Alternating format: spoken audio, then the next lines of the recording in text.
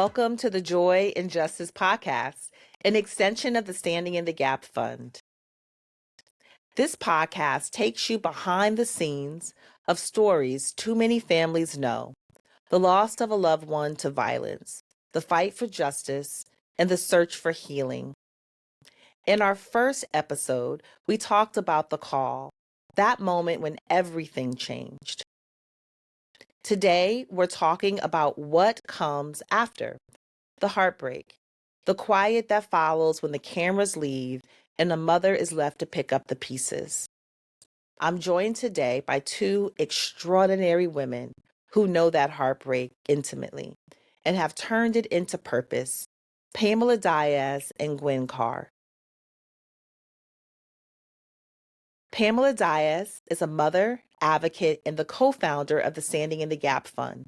Her daughter, Ajike Owens, was tragically killed in June 2023 in Ocala, Florida, a loss that drew national attention and reignited the conversation around racial violence and stand your ground laws.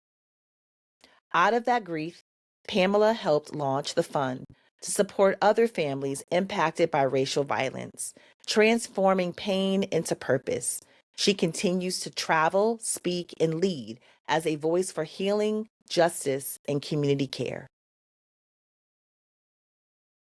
Gwen Carr is a mother, author, and activist whose life was forever changed by the 2014 death of her son, Eric Garner, at the hands of the NYPD. His final words, "I can't breathe," became a rallying cry for justice and accountability across the country. Since then, Gwen has dedicated her life to advocacy, traveling the nation to support other impacted families and fight for police reform. She also authored This Stops Today and is a founding board member of the Eric Initiative Foundation. Thank you both so much for being here. We're honored by your presence, and so excited to have this conversation and bring you all together. I want to start off by really talking about your experience as mothers. I'm a mom as well, and I want to know about those first days and moments when you lost your babies. Pam, can you talk a little bit about what that was like for you and how you lived through those early moments? When I got the news of Ajike first being shot, I thought it must be a mistake, or it was something very simple, maybe a brace in the leg, maybe it was a BB gun. And then I got the news that she had passed. I was just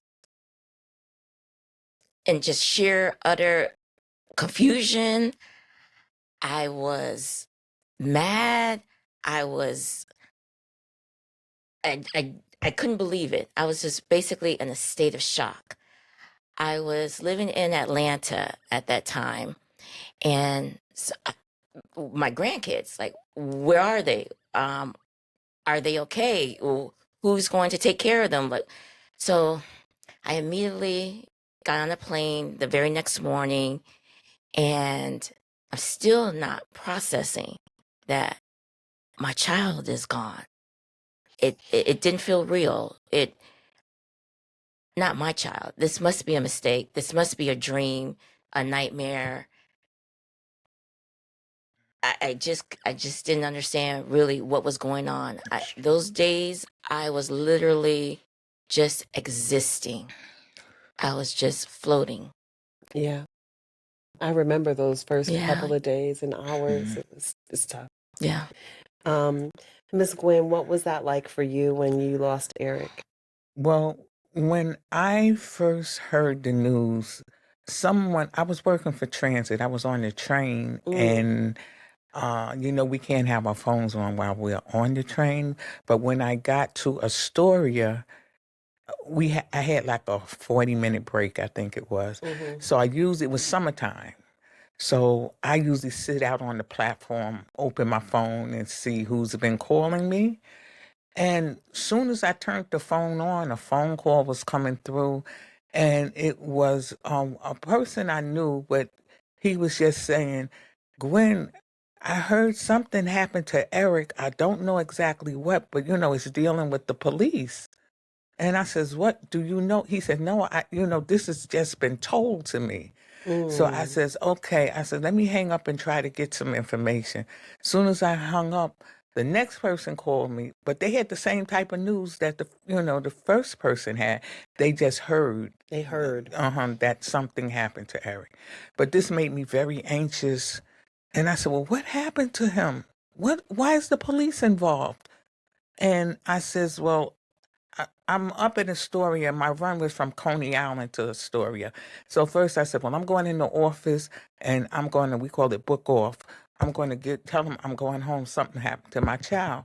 But then I says, if I take the train back, I could get there fast because I'm in no man's land right now. Yeah, you're all the way in Queens. I'm all the way in Queens. So I said, if I get back to Coney Island, I'm closer to where I live. I'm going to call my husband, tell him to pick me up. And maybe he'll have some news, some better news. When I got back to Coney Island Station, he was there. And I was asking him, what you doing in the office? Because they usually don't let anybody in the office except, the workers. And he said, oh, I just came up to let them know that you were going home. I said, yeah, but, I did that. So I said, come on, I want to go and find out what's happening to Eric. Did you hear anything? No, I just know we got to get over there and see what happened. So when we got in the car, he was just saying, put your seatbelt on. And I did. And he said, oh, and so I kept on saying, well, you didn't hear nothing everybody else is hearing and you didn't hear anything? So finally, I was badgering him so much till he had to come out and tell me that he did hear. He already knew. That's why he knew to come to the office, to get me. And so then he started telling me, and then he just broke down and started crying. He says, Eric is no longer with us. I said, what are you talking about? What do you mean he's no longer with us? So he says, I don't know exactly, but, we're going to go see now.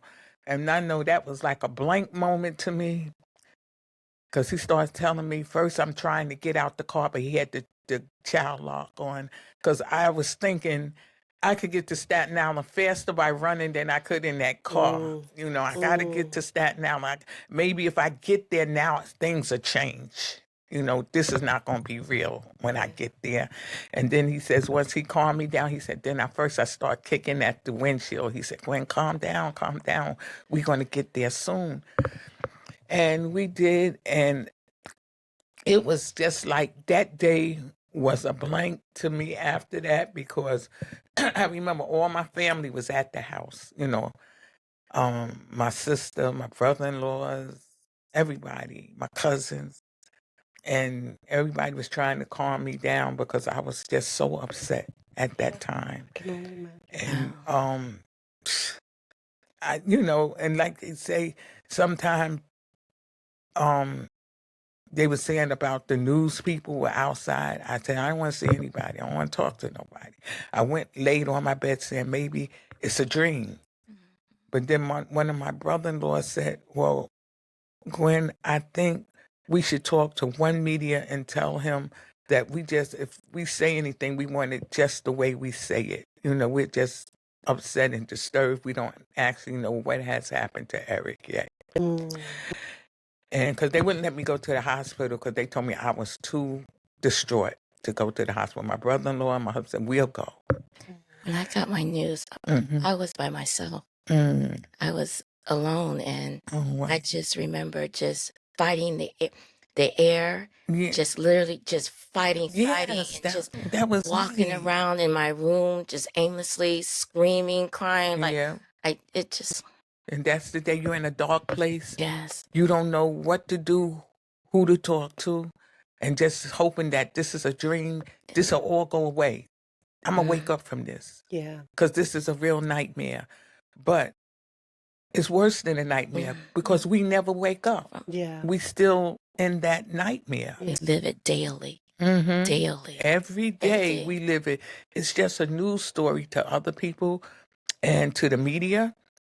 But it's our everyday life. Yeah. And we have our good days and we have our dark days. Yeah. A lot of times we can go through the day and we, as normal, and we're okay. Then other mornings we wake up, we don't even want to get up. The thoughts come back to our mind, and we want to say, I'm just going to stay in this bed. But, after a while, we know we got to get up. We got to do the work. We got to keep our child's name alive. Because if we don't do it, nobody else is going to do it. And that's when, my religion came into play with that. Because I just said, I'm going to stay in this bed. I'm not getting up. And it's like a spiritual voice came to me and says, well, Gwen, what are you going to do? You're going to lay here and you're going to die like your son? Or are you going to get up and lift up his name and let the world know who he was, not who they say he was? Because they had him out as a homeless. They had him out as an uneducated Black man on the street selling cigarettes. And I had to tell him he was not uneducated. He attended Ohio University. Absolutely, that's right. So you go by what I say. I was the closest to him. So what the media say is to sell papers and to get brownie points. Absolutely. But I'm here to tell you the real story, and that's what I've been doing since his death. I've been trying to hold the police officers accountable, although, they fight you tooth and nail. They're saying, oh, we're not going any further. That's what they said after 5 years of me fighting, trying to get them indicted. And I told them, you're not going any further, but I am. But I am, that's right. That's right. And so I did. And even though the commissioner said that they wasn't going to press any charges and stuff, but I did get one of the police officers fired, the one who actually choked my son to death. And because that morning when I seen the paper, when we did let the news media in, they said, well, we have an exclusive. We do have someone who have a video, and it will be shown at 5:00 in the morning. So anyway, just like they said it would be in the newspaper frame by frame. My brother-in-law brought, because he lived in the same building I do, brought the paper down, and I seen what they did to my son. I just start screaming. Then when it came on the news and they was, playing the video, and I was just, when I seen half of it, I said, cut it off, cut it off. First I started hitting the walls.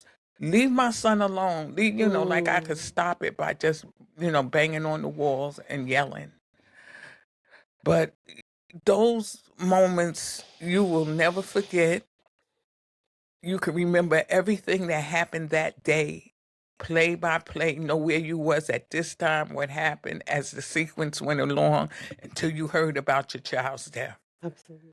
And Miss Gwen and Pam, I want to hear about your grief journey, right? From that day, from receiving the news. What has been your grief journey? How do you get here? Still sitting, still standing, still, what has that journey been like for you? And what support have you had along the way? And what do folks need to know? Because we know, grief is not linear. Yes. So what have you done to support yourself on that journey? And we know, it will never not be with you, but how do you get up out the bed in these darkest days? Initially, for me, I wanted to do exactly what Miss Gwen said. I didn't want to get out of the bed. I wanted to just pull the covers over my head and just remain in bed. And I was mad for a long time that I didn't get to do that because I had to get up every day for my grandchildren. That's right. I had to be present for them. And then secondly, the story. We know what we went through to get the arrest and how long it took. And if it wasn't for the activism, I'm not sure if we would have gotten an arrest. So to fight for my baby, that's what got me out of bed, along with my grandchildren. That's what helped me with my grief, because I said to myself, I could lay here and grieve, or I can get up and fight. That's right. I couldn't do both. I couldn't just lay in bed and grieve. Mhm. So fighting for my child, fighting for justice for her, fighting to put the truth out there, fighting to help others has helped me with my grief. Yeah, I'm just like what Pam said. I decided to get up out of my bed, out of my dark room, open the curtains, brush my teeth, and take a shower. That's right. Mhm. And look at myself and says, you know what? We're going to turn this mourning into a movement. Mm. And my sorrow, I got to find a strategy to lift up my son, to go and fight for him, even though he's no longer here. Fight for his legacy. Fight for other people who have lost their children. Fight for people not to lose their children. And now that I've been thrust into this, I says, this is going to be my life work, because I don't want to see another mother suffer the way that I'm suffering.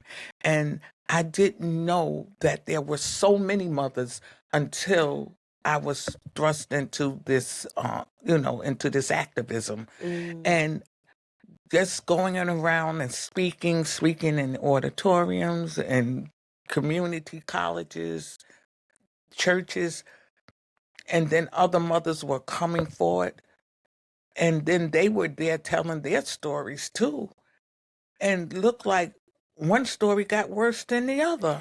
Yeah. But at the time, you feel like you're the only one grieving. Yes, yes. You feel like it's all about About you, you. that they took my child. Mm. What am I going to do? And what am I going to do about it? And then when you meet other mothers that has the same pain, and other mothers is not at the same level. Some mothers, they all at different levels. Yeah. It's a process. Yes. And it's angry, Mm. it's acceptance. And a lot of us are not willing to go forward. I've talked to some mothers that says, I feel like if I stop grieving, which you're never going to stop grieving, but if I stop feeling sorry for myself, that it's like I never cared for my child. Yes. And that's why we got to help each other with that, to say your child wouldn't want you to stay in this state. Yes. Yes. They want you to move on. They want you to live. They want you to live. And, and always carry them. You're always going to have a place in our heart for them. We're never going to stop loving them. We're never going to stop thinking about them. And every day something reminds us of them. So that's not going to go away. But it's easier once you accept it, because sometimes it takes a long time to accept. You stay angry. You're in denial. Mm-hmm. And you say stuck. And you're stuck. And this is why now what helped me with this is other mothers. Absolutely. Absolutely. Other mothers helped me with this. Meeting other mothers, listening to their stories. So that's what made me decide to form a group that where all the mothers, even if you never heard of them before, could come together. Wow. And tell their story. Or sometimes I tell them, you don't have to tell your story.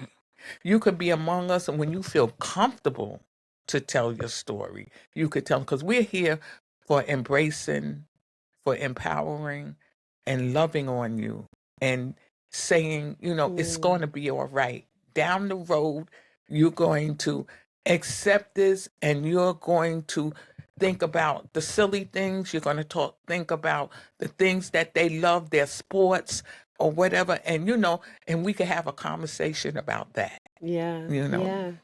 I don't know if you recall when we first met at the Circle of Mothers with Sabrina Fulton. Yes. And the state that I was in. Yes. You was in a pretty bad state. And then I came back the second year, and the pain was no less. No. But how I was able to manage my grief. Right. And it was largely in part of connecting with other mothers. That was my safe space because they knew and understood the pain that I was going through. And I didn't have to put on the brave face, or I didn't have to say I'm okay when I'm not. Right. I cried. I Right. cried in Wanda Ahmad Aubrey's lap. I cried in her lap like I was a baby. I sobbed. Yes. I don't. Yeah. See? Well, I believe we heal in community, you know, Yes. and it's so important for you all to have one another, that, you know, folks who unfortunately have this shared experience. But I am so grateful that you all found each other and that you continue to hold space for mothers who've lost their children in this way. Yes, that's that's so important to me. Because even if I have an incident in my area, I don't like run there right away because the people are too discombobulated at Right. the time. To even receive. Yes. So afterwards, I might talk to someone who's close to them and ask them, when is it okay for me to speak to them? When is it okay for me to, if they're going to have a visual or whatever they're going to have, balloon releasing, when is that okay for me to come around and talk to them? And so, and it's been positive because people have wanted me to come and sit with them. And in fact, I just went to a memorial the other day. A young man was murdered on the bus, a 13-year-old. Wow. And it's been 2 years since it happened. I went when it first happened, and she invited me back the other day for the memorial. And I went, and she was just hugging and I'm so glad you came. You don't know how important this is now. And because when I have the gala every year, I've always invited her, but she hasn't come because she said she didn't feel like she could do it yet. But when I seen her last Thursday, I think it was, last Thursday, she embraced me. She said, I'll be there next year. I'll be there. I'm strong enough to come now. She said, and thank you for, always checking on me. That's so beautiful. There's, and it just says, to your point, that there's stages to this, and where do we meet people on their journey and how do we Yes. support them? So what's interesting is that both of you, share the experience of not only losing your child, but losing your children in such a public way, Yes. right? There's documentation of both of their deaths, and that is in many ways how the world comes to know them. But Ms. Gwen, you were just saying something that brought a smile to my face about remembering the happy times. Can you tell us a little bit about who Eric was and what makes you smile when you think about him? Yeah, I don't know. I have so many things that, when it comes back to the memories of my children. I remember that Eric was so adamant about Christmas. He loved Christmas. All my kids did. But he loved Christmas. And then one day we were talking about, back, he was like in his 20s then. And he was saying, oh, yeah, Ma, I remember what you got me when I was 8 years old. I remember what you got me when I was 9 years old. Him and his brother saying, when we was 9 and 10, we got this. When we was 8 and 9, we got this. So I says, oh, y'all can remember all of that? I said, I don't even remember what all I bought you back then. So he says, yeah, I remember everything that we had. And he said, and I particularly remember when we got the big wheels. Because I went out because it was a store in Brooklyn called Buy Rights, and they had they called it the top of the line big wheels. It was like a Flint cycle. It was made like a Flint mobile. Okay. And so that morning I wanted to take pictures. I said, I want to see what him and his brother say when they get up, because they didn't know nothing about them. They just said, we want a big wheel. And the big wheels at that time, they were blue and red. They were the blue and red big wheels. But I got them this one. It was like just like with the Flintstones. Oh, okay, Right, with Flintstones. Yeah, Okay, the whole okay. thing was the Flintstones, but it was a big wheel Flintstone, and the wheel was made like a rock, how the Flintstone rock. So, That's Yes. cool. so anyway, they got up that morning and they looked, both of their eyes, that's what, and my youngest son, he said, "Oh, baby, look what," they said, "Oh, look what we got." And Eric said, "Oh, wow, now I know we rich." Yes. Oh, that's a So sweet memory. I said, so then my younger son said, "I knew it all the time, stupid." And I said, "Y'all are not rich. At the time we were living in public housing." And he said, Listen. "Oh, all my friends think we rich. We have $1 every day we go to school." But that says a lot of what kind of mom you were, that they Yes. had that feeling, like you made a lot, from what you had. And that's a Yeah, that's what they used to think. Because then I says, "No," I said, "I don't." I said, "I just try to get you what you need and some of the things that you want." And so I says, "Oh," and he said, "But Ma, you was a good mother." I said, "Oh, you think I was a good mother?" He said, "Yeah." I said, I thought y'all thought I yelled at y'all too much." And Eric said, "That's nothing. All mothers yell." Oh, Yeah. Yes, we do. All black mother. Yeah. Uh-huh. and do you have a memory like that of Ajika you could share with us? So Her being like a actually, little girl. yes. So we were actually, well, we would joke about this all the time, and so I'm like a neat freak, and at the time when she was little, my house was all white tile, everything, white furniture. So, and I'm not a cook. So it was like a Saturday, and I was making lunch, which was grilled cheese sandwiches. Oh, that's good.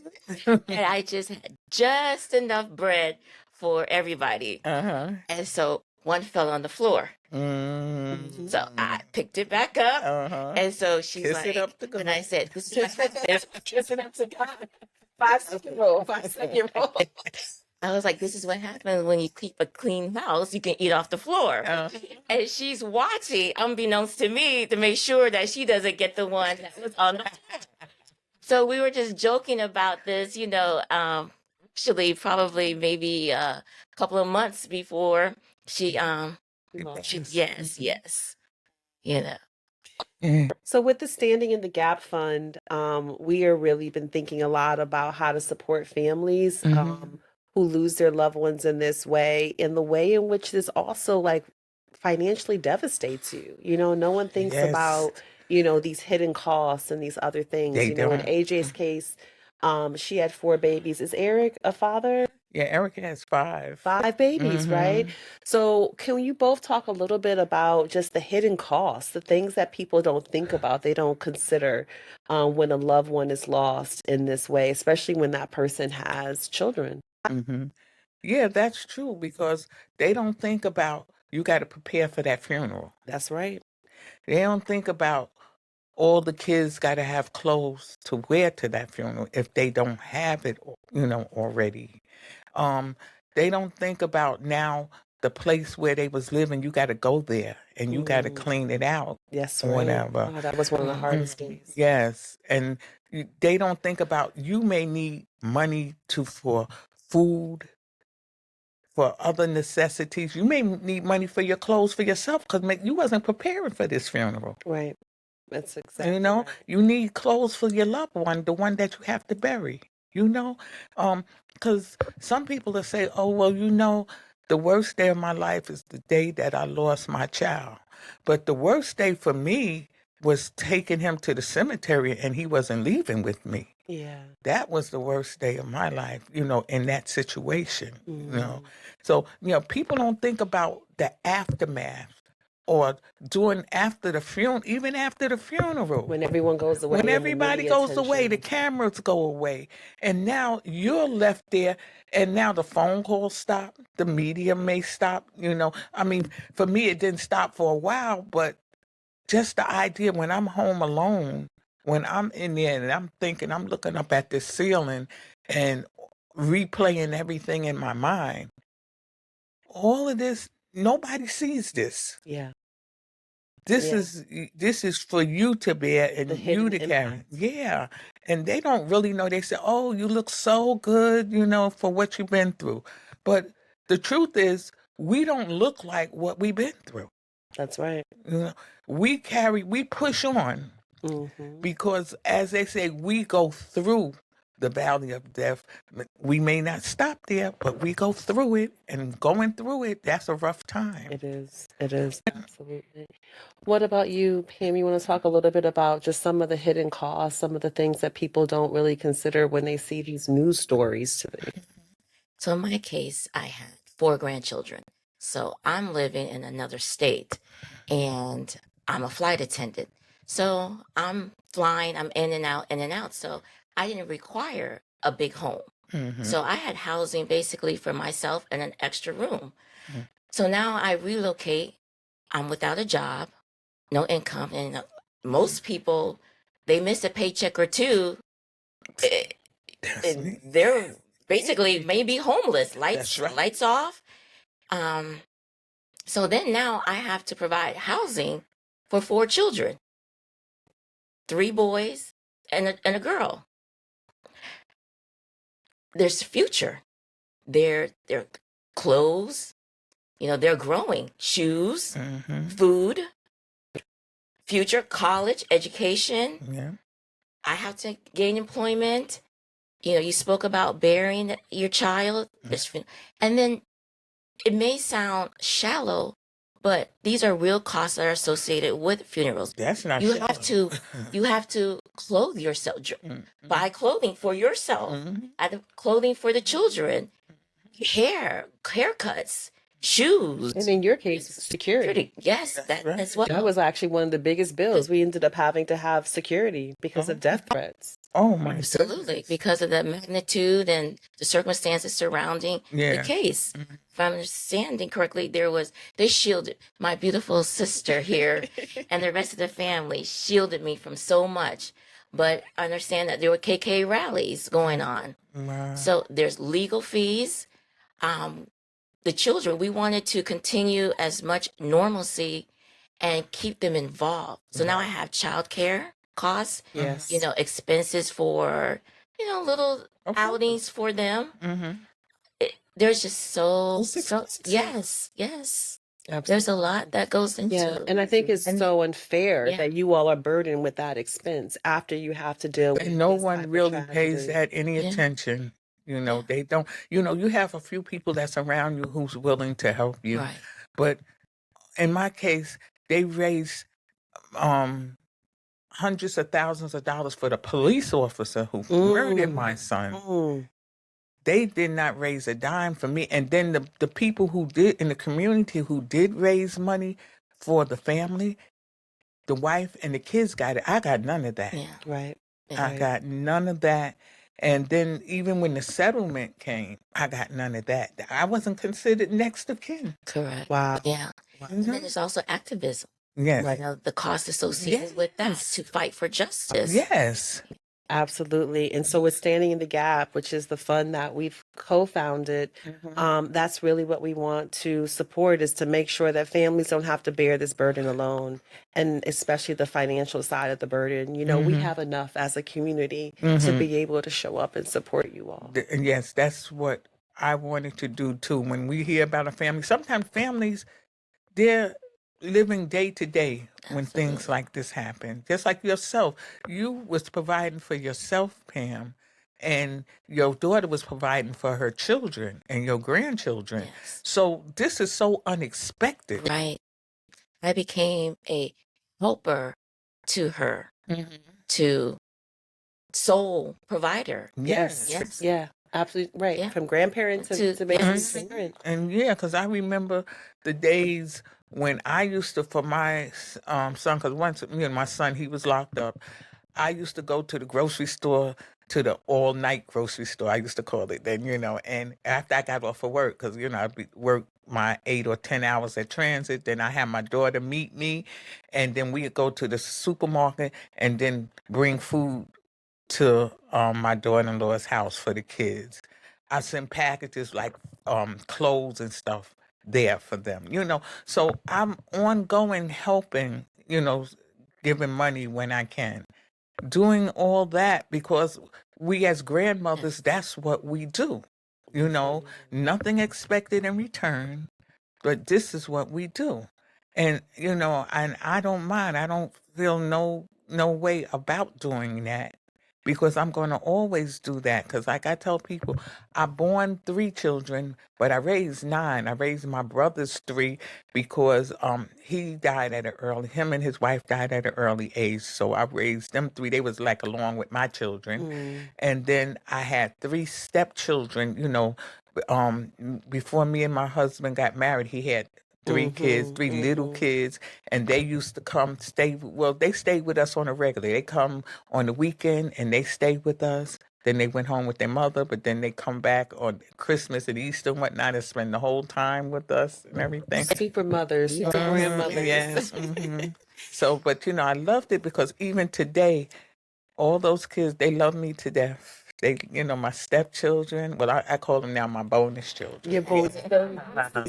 My bonus children, my children, and then my niece and nephew. So I just felt like this was my job after, because their parents died first. So I felt like I had to be the kid, just like you. You had to be the caretaker to that maternal spirit is so strong. So. And then, with my family, they helped me along. My mother and father, they were the greatest. My sisters and even my daughter now. Sometimes she fuss at me because she told me I'm too good and people don't appreciate it. I says, I don't do it for appreciation. Absolutely. It comes from a different place, right? Yes, it does. You said something earlier that's just sticking in my mind, which is from mourning to movement. Can you talk a little bit about, again, both of your journeys led you to this place where you decided to get out the bed and you decided to brush your teeth, to look in the mirror, and you decided to do something with this, to turn pain into purpose. You want to talk a little bit about what you're doing in Eric's legacy through the ERIC initiatives and the Garner Way Foundation? Sure. Well, first of all, when I started out my activism, I went with, different groups. Sometimes you don't know who to go with. Or, everybody want to sound positive, but, you got to beware. You got to pray on it. So the first thing I did was I got together with a group of New York mothers. We used to go to Albany, which is our state capital, on a regular to try to get Governor Cuomo to sign an executive order for a special prosecutor. And he told us, first he wouldn't see us. So we just put a strategy together where we're going to take makeshift coffins and put them in front of his door up in Albany. And we did. After that, because first he wanted us to meet with his assistant, Alfonso. I remember Alfonso. We said, we don't want to meet with Alfonso. Right. And that's what we kept telling him. We don't want to see Alfonso. Right. So he says, okay, I'll meet with you, because we said, I hope we don't get put in jail or anything, but we went in, but it worked. And he seen us and he said if his bill didn't get passed in session, that he would sign the executive order. And what the executive order did, it was when we have these police killings, these unnecessary, unarmed police killings, it takes it out of the hands of the DA and put it in the hands of the the attorney, the attorney general who would, and so his bill didn't get passed in session. It was a watered down bill, and anyway, so then he said he would sign it. So that day we went back to Albany. He was about to sign the executive order. So we said, well, hold up, let us read it. Wow. And we took a lady lawyer with us, and she was telling us there was some loopholes in it, and she wanted to take it home that night, look it over, and tell him what changes to make. She did, and first he says, well, if I have a heart attack tonight, and he said, the next governor is not going to sign this. And Miss Diaz, I never forget, she pointed her finger at him and said, you just don't die.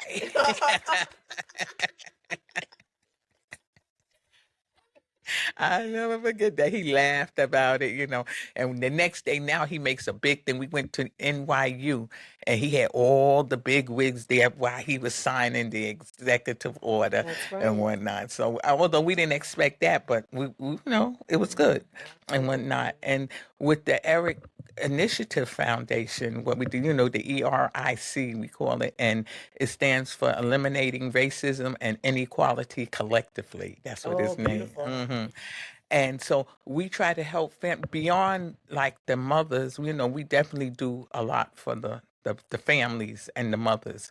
And we try to, like, some families come to us, they need clothing. Sometimes we collect clothing, coats and stuff to give to them. Food, we try to keep stuff. That's why now my freezer went out, because we had a big freezer. We had like chickens and chicken legs and turkeys and stuff in there. And we would they said, well, my food stamps don't come until next week. So we try to supply them with canned goods and maybe a couple of meats that'll help the family until they get their food That's so stamps, beautiful. So we do things like that. And then we want to keep the youth from falling through the cracks like a lot of them do. We have a mentoring program. Show them what we want to do once we raise enough money. Bring them over here to Manhattan, go in some of these buildings, show them that there are Black executives, show them Yes. that there are people doing more than in the street with gangs and guns. This is where you could be. We don't want you to shorten your life. We don't want you to shorten your expectations. So these are the things that we do Powerful. with the foundation. Powerful. And I see how it brings such a smile to Yes. your Yes. face. Yes. See, And Pam, with Standing in the Gap, what is your hope in terms of what we can do in AJ's legacy with this work? let me share a quick story with you. Mhm. So in my early 20s, I think I had a good friend, Mhm. and we always talked about we wanted to join the NAACP or some type of organization and get involved and help our people. Mhm. Well, the 1 year went by, 5 years went by. I'm going to stop there. How many years went by? So now I'm here, and I guess God said, you know what? It's time. It's time. Mhm. So lose my baby, and out of that, standing in the gap is birth. It's- Always. yes, My girl. yes, my sister. yes. That's right. Our mantra is "We got us," We got us. and she's had me. And so I wanted to live on that. First of all, I say this over and over again, and I mean it. Ajike's legacy and story can't just be about pain, suffering, tragedy. That's You know, I'm all about gratitude and also helping and others. And this is what the fund is meant to do. It is meant to stand in the gap for other families who are impacted by racial violence. It is to support them. It is to be a rapid response. We had to rely on GoFundMe initially, and we don't want families to go through that. We want to be that gap, to bridge that gap for them. wonderful. And it's so, so powerful. Wonderful, wonderful. You're right. Because I just feel good even if one mother come back and said, you Yeah. helped me. It's just And even with our, the ERIC, the gala that we have every year, and then some others say, I start not to come, but I'm so glad I'm so I glad. came and I'm coming back. I'm I'm coming. Yeah, I yeah. wasn't able to I come this know, year, I know. You told me. but I'm coming. Yes, yes. I'm gonna come Because- too. Yeah, you could come. You could come. Definitely. Well, as we get ready to wrap up, I think it's I want you both to just share with us what you want the world to know and what you want the world to carry forward. We don't want either of these beautiful souls' lives to be in vain. What do you want the world to know about your child? Well, I just want the world to know that my son was a gentle giant. He was large. He wasn't always large like that. He had started taking medication and he got large. If you see his graduation picture, because I have that all over the place. He was a nice slim. He always ate a lot, but he was a slim person, right? And he loved football. He loved the Giants, and they lost all the time, but he was a diehard for the Giants. And A New Yorker to the heart. yeah, a New Yorker to the heart. He loved his brothers and sisters, he was so protective of them. And even my daughter, when she was, I guess, about 6th grade, and he was high school. And he told her one day, she was on the phone, this is before cell phones. She was on the phone in the house talking to somebody, and she yelled and told me, "Ma, Eric hung up the phone." And so then I said, "Eric, why did you hang up the phone?" She said, "I was talking to my classmate and he hung up the phone." He said, "Ma, her classmate was a boy. So that's why I hung up the phone." So then I said, "Well, she was talking to one of her classmates." He said, "But she don't have no business talking to a boy. She's still seeing the pediatric doctor." She said, so Oh, my goodness. He was a protective. Yes. so protective of his family. He loved his family. He loved, and even me. He wouldn't see nothing happen to me. No. The kids, all of them were like that. They Yes. were very protective of me. Sometimes, even if I got in an argument with somebody, I don't tell them because they get, "Well, what did they say to you? What did they?" Nothing. Nobody did nothing to me.